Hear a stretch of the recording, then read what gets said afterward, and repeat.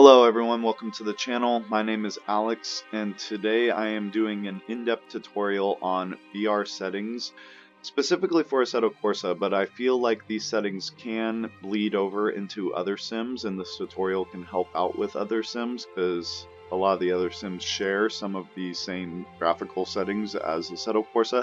They might be worded differently, but they definitely do exist. So first things first, I'm running Content Manager. Run Content Manager if you haven't already. It's free to download the light version, but you can donate the guy any amount of money to get the full version. I also wanted to point out that I do understand that systems vary in quality between sim racers. I feel like I'm running a fairly good system, so my settings might be different than the ones that you will end up running, but I will try to go over settings for lower end, moderate end systems and whatnot, try to help out everybody as best I can. The reason I'm making this video is because I've done a ton of research on this, watched a lot of YouTube videos and read a lot of forum posts, and I feel like no one has done a super in-depth tutorial on these settings. So, the other thing that I wanted to touch on is it really matters what kind of racer you are, what type of sim racer you are. Myself, I practice by myself, and I also race. I race on SRS with Assetto Corsa, generally with 23 to 24 other people. So, my settings, these settings that I use right here on screen, are meant to hold 90 FPS 95% of the time with a full grid. Now I could if you're practicing by yourself, you can bump these settings almost all the way to maximum and you won't drop out at 90 FPS. But when you race, it's a different story. So keep that in mind. So let's get started here with this resolution over here in the top left. And again, I'm running video Assetto Corsa for this settings page on a content manager. But so for the resolution of your screen and whatnot, just use your regular resolution of your screen. This has nothing to do with Oculus, and it doesn't impact performance at all. Remember, your Oculus is, or whatever headset you're using, is mirroring its image onto the screen, so this stuff has nothing to do with your Oculus and has no performance hit. So just use your regular screen resolutions and whatnot. Okay, so moving on to the actual important stuff. So first things first, I run a limit frame rate, and I do not run vertical sync. I run a limit frame rate of 91. My reasoning behind this is that Oculus can only generate 90 FPS max, so I don't want my GPU to work overboard on achieving a frames per second rate that is not possible to achieve while using Oculus. So I use frame rate limit 91, 90, 92, 89, whatever you feel like doing right there. I highly recommend that. So moving on to Msaa and anisotropic filtering and whatnot. This stuff is important. I think that this and super sampling, which I'll touch on later, are the most important things for Oculus because it makes the image quality actually better. Msaa, let me explain something real quick. In Content Manager, these little eye symbols will make a pop-up, but because I'm using my game DVR to record this, it won't show the pop-up for some reason. But these pop-ups explain what the setting actually does, and it also shows performance hit in terms of percentage. Msaa basically smooths out the edges of objects and whatnot, so I think this is important. You want the image to look as good as it can on the Oculus because, let's face it, the image quality isn't very great. So 4x and 16x are important for these two. I think that if you are running a lower end machine or a medium range machine, I think that you need to figure out a way to run 4x and 16x while holding 90 FPS with a full field. Granted, this is all with a full field. If you're hot lapping or just drifting with a buddy or two, you could bump up basically all these settings, but keep in mind this is with a full field. So world details. World details I think are very important. One thing I wanted to say was that graphical settings are a lot like your force feedback for your wheel. They are totally opinionated. So world detail for some be what it is for me. I personally think world detail is very important because when I race, I want it to feel like I'm in a racing atmosphere, and that's what world details is all about. It adds crowds, it adds trackside objects like trucks, RVs, all that stuff. I want it to feel like I am, you know, at the track, like it would be in real life. So I run it at very high. Now, at very high, it has a performance of 2.44%. At medium, it has a performance of 0.77%. So I think medium is about as low as you should go. You know, if you're running a 980, 980 Ti, 1050 Ti, something in that range, I think medium's where you should go. 980 Ti, you can probably go higher, but at 1070, probably run it at high. High gives you 1.83%. Very high, like I said, is 2.44%. So yeah, so I personally run it at very high because I can get away with that. But if you're on a lesser machine, I would recommend high or medium. Okay, so moving on to shadows. Now, shadows and reflections are the biggest impact. They have the biggest impact on your FPS. Shadows resolution at 124 by 124 gives you an impact of 6%, and 512 by 512 gives you 4.88%. 256 by 256 gives you 4%. So shadow impact or shadow resolution is very impactful on your FPS. I think that running with a lesser machine, like what I would call low end, I would probably run it as low as possible and even off. With my old machine, I ran just a regular 1080 and I would run shadow resolution off. And my reasoning is when I'm racing, shadows aren't the biggest deal to me.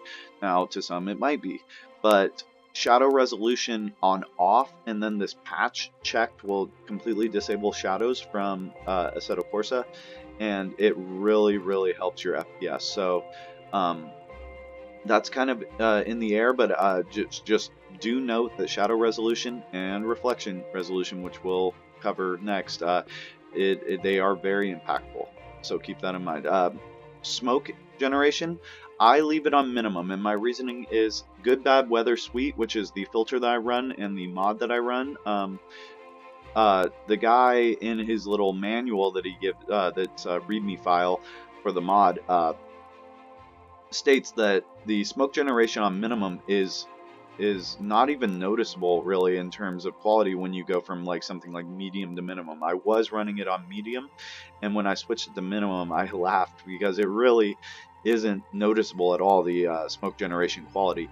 Now, if you're drifting, like this goes back to what kind of sim racer you are, but if you're drifting, you might want this on high or medium because, you know, tire smoke, drifting, that's a thing. Show smoke and mirrors, I leave it off. I think this is not very impactful on your FPS. It might just be impactful at race start when everyone's lined up and blow the tires off their car, but I personally leave it off. I think this is very much in the air. I might check this actually in a future deal, but yeah. So moving on to reflections. Reflections, I think, and I don't say I should think, I do think that reflections are the most impactful thing on your FPS. I run 1024 by 1024 at 1 face per frame, and that gives you a performance impact of 3.40%. Now let's bump this up to 2048 by 1 face per frame, and that gives you 10.80% hit. So it is huge. Let's do 124 by 6 faces per frame. It gives you a hit of 1191. Let's just for fun look at 2048 by 2048 at 6 faces. 37%. It is huge. I think that if you are running a lower end machine or moderate end machine, you might want to run this at 256 by 256 and on static. That gives you a hit of 0.69%, or maybe the rendering frequency, basically how frequent the reflection will actually render in your view, is super impactful on your FPS. So for the lesser machines, I would recommend running 1 face per frame at 512 by 512 or 256, and or static if you're still having issues with a full grid at 90 FPS or the ability to hold 90 FPS. Rendering distance is weirdly, it says it's not that impactful, and yeah, I run it at 2,000 meters and I'm happy with it. At 2,400 meters, it gives you a performance of 0.11%, so it's not even really a thing. So I bumped that up to 2,000, and I'm happy with it. Moving on to post-processing. Now, post-processing, I said in this video that I felt like other forums and other videos cover this, and they're either dated or stuff. I read a thing on RD on Race Department that the filter doesn't even work and that it's bugged, and that is not the truth. You can choose whatever filter you want. So I run the good bad weather suite, and the filter, and it works and it looks good. Overall quality, I run on high because I can get away with it with my machine. I don't have a 2080 Ti or anything like that. If you have a 2080 Ti, you should be able to bump up all this shit. But I run a 1080 Ti and I use high. Glare quality is basically the quality of headlight and brake light illumination in your screen. I run it on medium because that is kind of impactful on your FPS. I think so. Let's run it on very high, see what that gives us. 2.28%. I mean, it's not super impactful by these numbers, but 2.67%. What did I run on medium? I get 1.35. I run it and I'm happy with what I'm getting on screen. I can see my tail lights or the brake lights of the car in front of me perfectly fine, and I can see the headlights perfectly well behind me. I think it looks good. This is what I recommend with a 1080 Ti and an 8700K overclocked to 4.7 gigs. I also have 32 gigabytes of 3200 megahertz RAM, Vengeance Corsair. Just giving you a system, an idea of my system. Saturate, or okay, let's go. Depth of field I leave off. That's basically for screenshots, nothing to do. Motion blur I leave off because we're in VR. Saturation I leave at 100% because I'm happy with that. Saturation is completely no impact on your performance. Put that wherever you want. You want the best image image in your own mind, so I'd leave that at or do that whatever you feel like. Heat shimmering's cool, but I leave it off. When all the cars are lined up on the grid, I think it's cool seeing all the exhaust and stuff, but it is impactful on your FPS.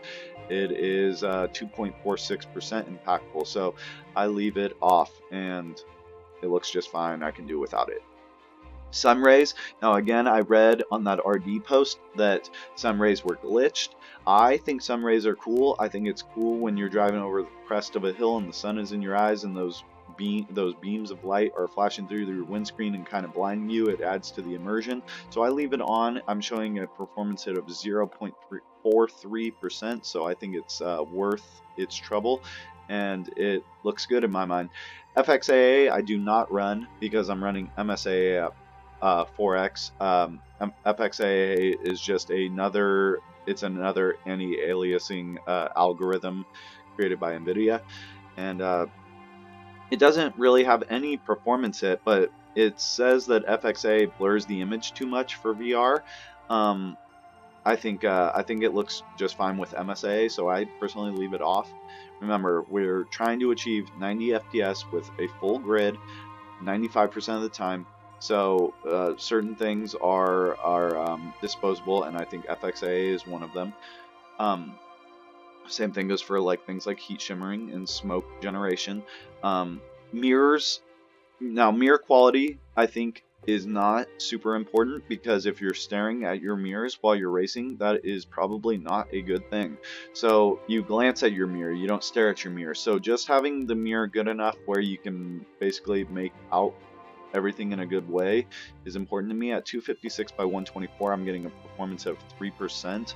I would run 128 by 512 or 64 by 256 if I had a not as great machine. My buddy is running a 1070 GPU with a with an 8700 non-K variant processor, and he is running 256 by 124, and he's happy with it. I leave high quality unchecked. I'm happy with mirror quality at that level.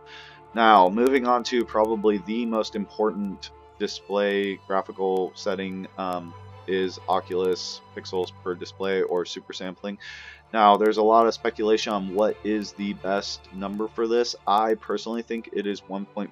I think that if you go beyond 1.5, the performance impact that you experience is not worth the visual quality that it produces.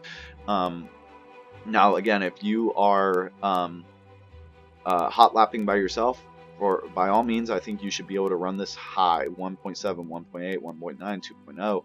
I leave it at 1.5 because remember, I'm racing with a full grid, and I don't want to be changing my settings constantly. Like, I don't want a setting for hot lapping and a setting for racing, because I want to train my eyes basically to be like, used to one graphical setting and be content with it. And that was what all my hours of research and testing have. That's why they have come up with these settings, because I think this makes the game look just fine in any form of racing, whether it be hot lapping, practicing, drifting, even though I don't really do that much, and most of all, racing with a full grid. So 1.5 I think is good. If you have a machine that's not super great, I think you should move this to 1.2, 1.3. 1.5 though I am happy with. For system, Skybox Reflection has no effect on your GPU or your system at all. It's basically the amount of light that is coming from the sun and reflecting off the cars, basically how bright your game is going to be. I leave it at 100%. I was playing with it at about 85 a while ago, but I bumped it up because I noticed on certain tracks I was having difficulty seeing turns with it being a little bit darker, so I left it at 100%. Okay, so this Lod Bias, this thing is pretty nifty, because if you make the image in these negative numbers, say you go to -4, this is basically increasing texture quality of, say, the ground, the dirt, the grass, everything. Everything gets a little bit better texture quality. I don't think it affects cars. I think it's mainly just your surroundings. And at -4, you're getting a performance of 8.71%. Now, I could see someone running at -1, where you only get a performance of 1.50. It definitely makes the game look better, but I'm content with it at 0 and not taking a performance hit from it. I'm happy with it that way. I think the game looks just fine, but you can definitely play around with that if you feel like it. But for this video, I'm leaving it at 0. If you're going to change it, I think it should be to -1, not anything beyond that. Max frame latency, leave that at auto. So that basically covers our preview or our tutorial on graphical settings. And like I was saying, I think that these can bleed over into other sims. I know iRacing, R-Factor, Project Cars, they all use similar settings. They have stuff like Msaa and anisotropic filtering and world detail and shadow and reflection and all that stuff. One thing that I've noticed like iRacing has is the amount of visible cars on track, and I don't play. I got a year of iRacing and I haven't really touched it a while because I've just been so stuck on Assetto Corsa because it's the best racing game in my mind, but that is up for a later debate. But yeah, I think, like I was saying, all games, though, shadows and reflections, those are the resources that need to be cut if you are not achieving that 90 FPS. Now, you can run ASW, asynchronous space warp is what I think that stands for, and run your system at 45 FPS locked. I personally hate ASW. I think it looks choppy. I think it looks crappy. But I do understand the importance of it for machines that can't quite generate that 90 FPS. Now, there is a way to turn your ASW off, and that is using debug tool, Oculus debug tool, or Oculus tray tool. I personally run the debug tool that comes with Oculus. Just make sure you turn that off, because and normally I play with ASW off, and the reason is, if I'm sitting there at the starting grid and the race starts and my frames dip down to 80 or 82, 83, 84, 85, I'm content with that. What I don't want them though to do is drop to 45 and then back to 90 and then back to 45 and then back to 90. Like, I hate that when that happens. So disable your ASW if you can get away with it.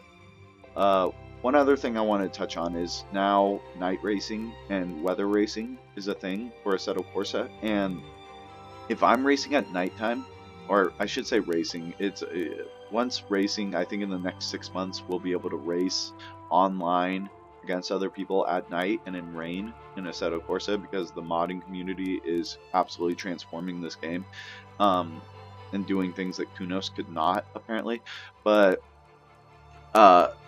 say for nighttime, stuff like world detail, I would turn to low because you can't see any of it. So turn world detail to low, turn shadows to off. You don't need shadows at nighttime. Maybe turn reflections. I kind of like having reflections at nighttime because you do get the reflection of your headlights against the other cars.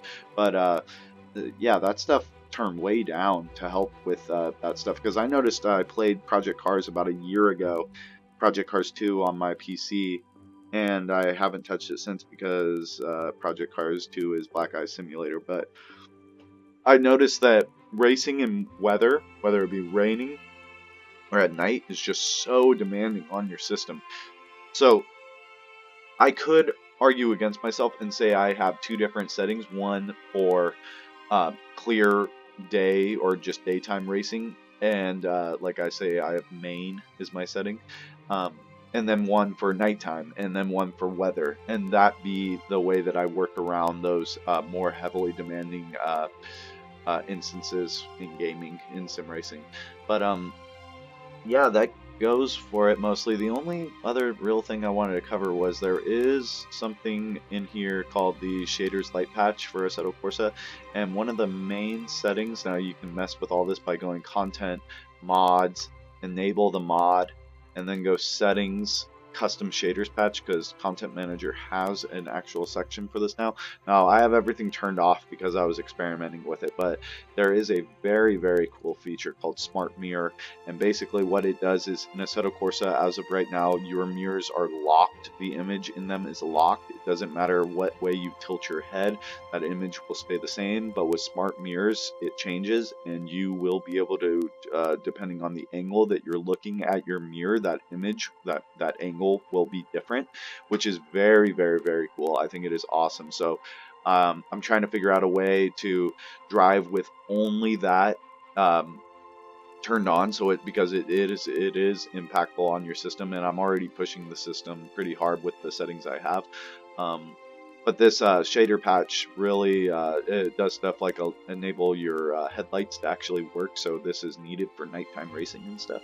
But that smart mirror thing, oh man, that thing is freaking sweet. But experiment with the shader patch, see what stuff you like, what stuff you think is disposable. What was that? I felt like there was one more thing. We're getting up to 23 minutes here for the recording, so I need to freaking shut this down. Let's see here. Crap. Well, I think that's about everything. I've been talking way too long, but yeah, so thanks for watching the video, guys. I hope it helps. Like I said, I've spent a lot of time on these settings, and I am very, very happy with them. But like I said before, graphical settings are a lot like force feedback. They are completely opinionated. There is no right and wrong answer, but I was just here to making the video today to help those who might need the help and would like some understanding of the graphical settings themselves. But yeah, thanks for watching. Yeah, catch you guys later.